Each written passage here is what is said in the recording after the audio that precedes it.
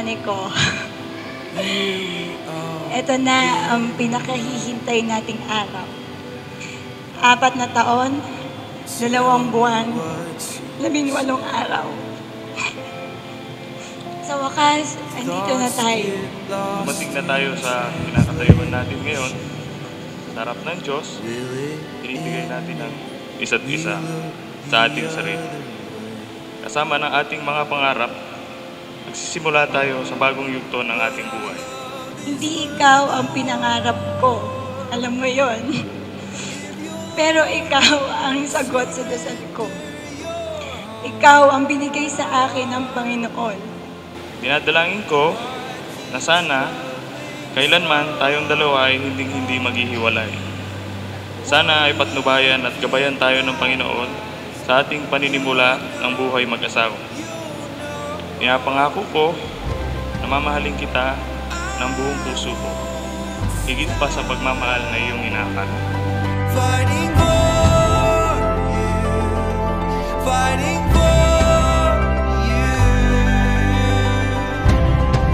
No, I won't stop fighting for you, fighting for you.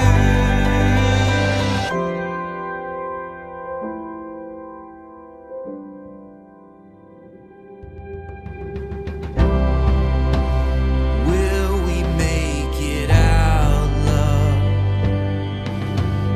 Kagaya ng sinasabi nila, diamonds are forever.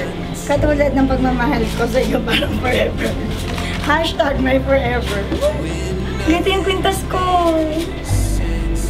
Eh, pa tinatanong niya, luma na yung... Monico, we will start traveling together. See you later. Won't be late. Stop. Lagi kasing late. Ikaw lang ang gagamit nito. I defy gravity to orbit your heart, and where every tear has dropped, I swear that's where every hope can start, can start.